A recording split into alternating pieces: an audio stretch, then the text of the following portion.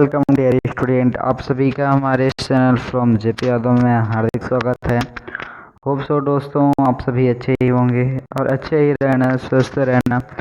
तो दोस्तों मैंने जो अभी एक प्रीवियस वीडियो है उसमें आपको जो प्रश्न 5वां का जो चंद्र ग्रहण और सूर्य ग्रहण का जो मॉडल है उसका आंसर आपको बता दिया, ठीक है।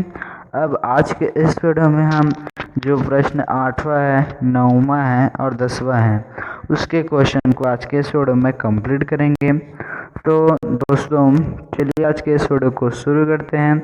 शुरू करने से पहले आप सभी से एक रिक्वेस्ट है कि हमारे इस चैनल को क्लास 9th के जो भी नोटिफिकेशन एंड मैथ्स के कोर्स के लिए इस चैनल को सब्सक्राइब कर लेना, बेल आइकन की नोटिफिकेशन को ऑन कर लेना।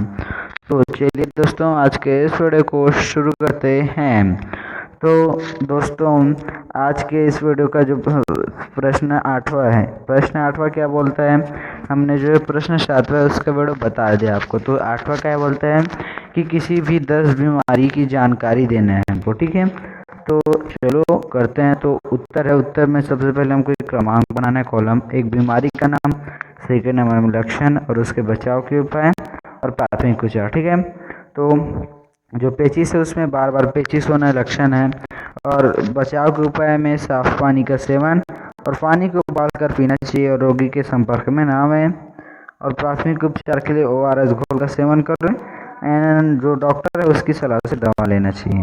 दूसरा है पीलिया, पीले में बुखार आना और पेशाब होना, त्वचा का रंग पीला होना, ये इसके प्रमुख लक्षण हैं। बचाव के उपाय ये हैं कि शौच के बाद साबुन से हाथ धोना चाहिए और खाना खाने से पहले, और जो ठंडी चीज़ें हैं उसका सेवन नहीं करना चाहिए। प्राथमिक उपचार में पानी में जो क्लोरीन की दवा होती है, लाल दवा, उसको डालकर उसे उबालकर पीना चाहिए रोगी को, और रोगी को स्वच्छ और ताज़ा भोजन लें और दवा लें डॉक्टर की सलाह से, ठीक है।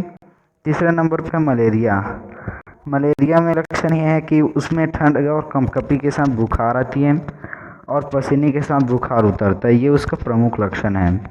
बचाव का उपाय ये है कि जो मच्छरदानी वो लगाकर सोएं, रात में नीम की पत्ती का जो धुआं है उसको धुआं करें, और जो भी उसका वहाँ पे मतलब कि जो उसका मल है उसको ढकें, है ना, धुआं करें उसको ढकें। और जो प्राथमिक उपचार है वो ये है कि डॉक्टर के से इलाज कराएं और रोगी को उबाल कर पानी पिलाएं, ठीक है ना। तो ये रहा। तो यहाँ पे देखिए जो आपको बताया, जो प्रश्न ये 8वां है उसका पेचिश का, पीलिया का और मलेरिया का बताया, ठीक है।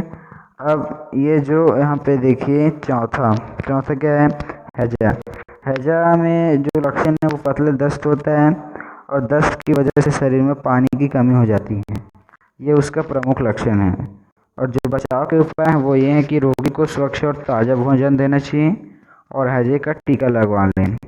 प्राथमिक उपचार के लिए उसके शरीर में अगर पानी की कमी हो जाती है तो हमको उसे ORS घोल पिलाना चाहिए और पानी को उबाल कर उसको ठंडा करके पिलाना चाहिए रोगी को, ठीक है। तो यहाँ से हमारे एक क्वेश्चन शुरू है, आप उसको स्क्रीनशॉट करके लिख लीजिएगा। 5वें नंबर पे कोरोना। कोरोना का जो प्रमुख लक्षण है वो सर्दी, खांसी और बुखार होना है ना, और इसके बचाव के उपाय हैं मास्क एवं 2 गज दूरी रखें और सैनिटाइजर है वो लगाएं, है ना। प्राथमिक उपचार के लिए रोगी को स्वच्छ भोजन दें और ताज़ा भोजन दें, और रोगी को जो टीका है वो भी लगवाएं, है ना।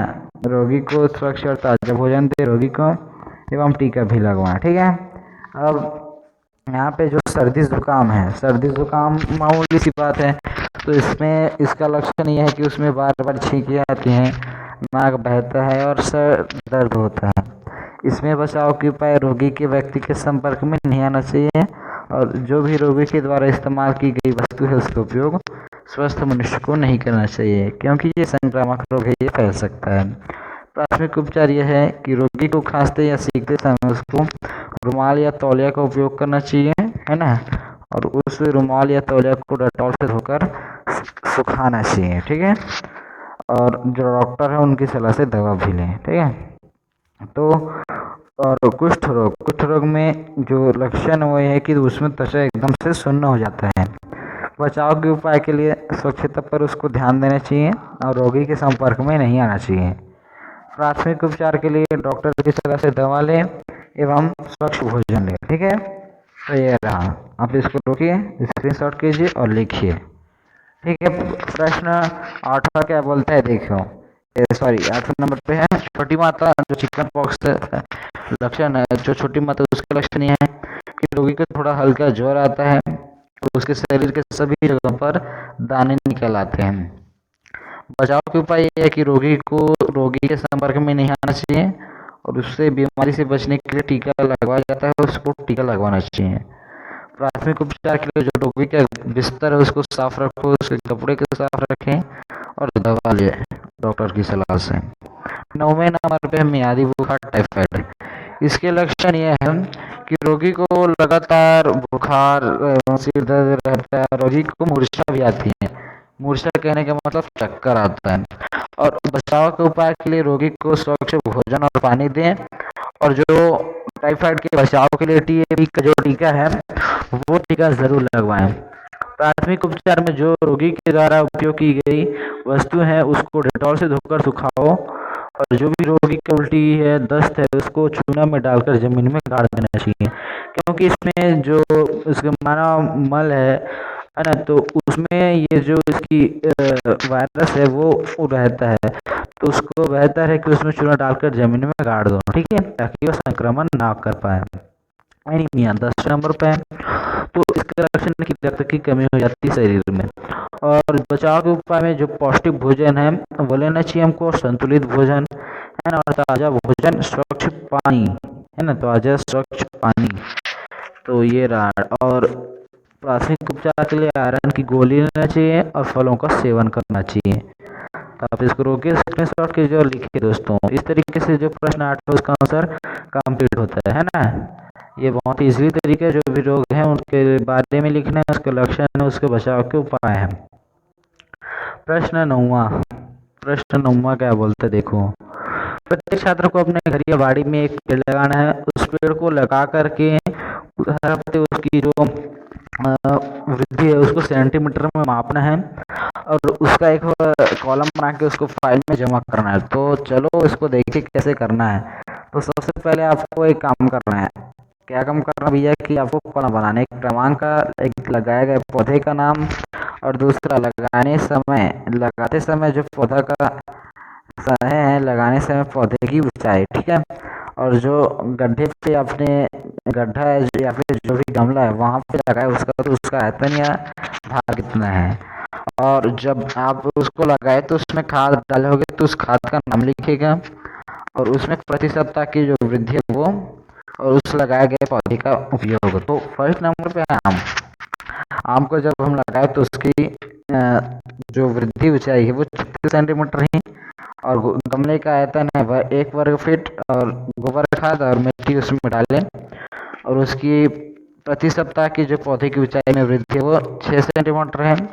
और आम का पेड़ में हम आम का फल खाते हैं और उसके पत्ते हमको ऑक्सीजन प्रदान करते हैं। तो ये रहा। ठीक है, अब जो लौकी, अब देखो भैया, लौकी सब्जी है ना, तो उसको भी लगाया जाता है। तो लौकी है जो उसका पेड़ लगाया तो वो 18 सेंटीमीटर था और उसके गमले का आयतन है 2 वर्ग फीट। इसमें भी हम गोबर खाद डाले थे और मिट्टी डाले थे और इसकी जो प्रति सप्ताह पौधे की ऊंचाई में वृद्धि है वो 8 सेंटीमीटर है। अब लौकी के सब्जी के रूप में हम ग्रहण किया जाता है ना, तो लौकी को हम सब्जी के रूप में ग्रहण करते हैं, उसको ग्रहण किया जाता है। ठीक है, तो दोस्तों इस तरीके से जो प्रश्न हुआ है उसका आंसर कंप्लीट होता है।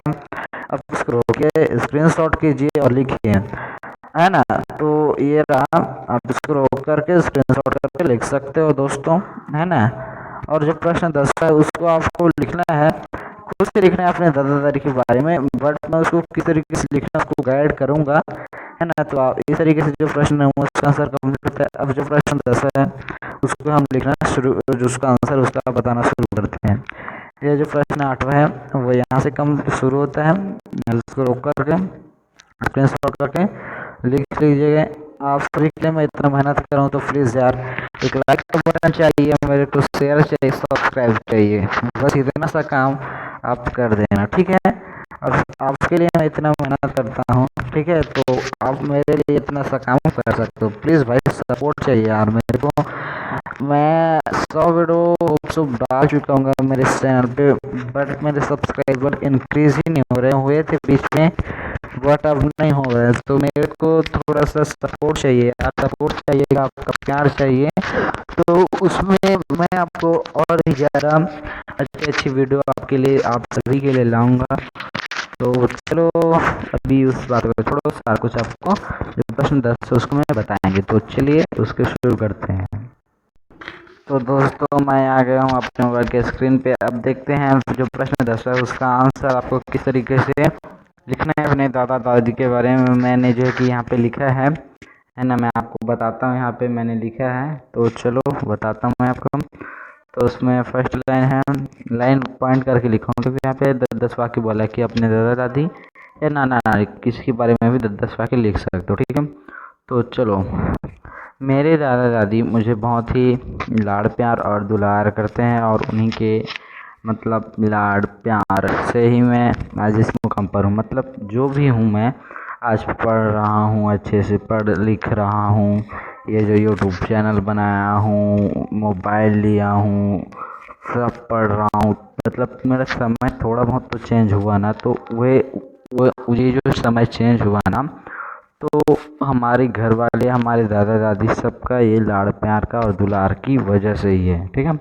तो ये रहा फर्स्ट लाइन, ठीक है। सेकंड लाइन है कि जो मेरे दादा दादी हैं वो मुझको हमेशा पढ़ाई के लिए प्रेरित करते रहते हैं कि बेटा पढ़ो लिखो और अपना फ्यूचर ब्राइट करो, अच्छे से पढ़ो और फ्यूचर अपना अच्छा बनाओ, ऐसा बोलते हैं, ठीक है। और जो ये है कि मेरे दादा दादी अपना मतलब सभी परिवारों से अच्छे सबका अच्छे से ख्याल रखते हैं। हमारे परिवार में जो भी सदस्य हैं, जितने भी सदस्य हैं, उन सभी का अच्छे से ख्याल रखा करते हैं। तो और ये रहा है ना तीसरा पॉइंट, ये रहा। चौथा पॉइंट ये है कि अगर अगर मैं कोई गलती करूँ ना, तो वो मेरे दादा दादी माफ़ कर देते हैं। अगर मैं कोई सा भी गलती करूँ तो वो गलती माफ़ कर दी जाती है मेरे दादा दादी की वजह से। तो ये पाँचवा पॉइंट ये कि मैं हमेशा अपने दादा दादी के साथ ही खाना खाता हूँ क्योंकि हम तीनों में बहुत ही प्यार है। मैं खाना भी खाता हूँ ना, तो उन दोनों के साथ खाता हूँ, अपने दादा और दादी के साथ, है ना। और यही क्योंकि हम तीनों में बहुत प्यार है, इसी वजह से ये सब चीज़ है ना। छठा पॉइंट ये है कि मेरे दादा दादी मुझे अपने माँ बाप की तरह लगते हैं क्योंकि वो मुझे अपने मम्मी पापा वाला बहुत सा प्यार देते हैं। तो थैंक यू दादी माँ, आप सभी को ये करने के लिए, मेरे लिए आप इतना सब कर रहे हो ना, है ना। तो है ना, ये रहा।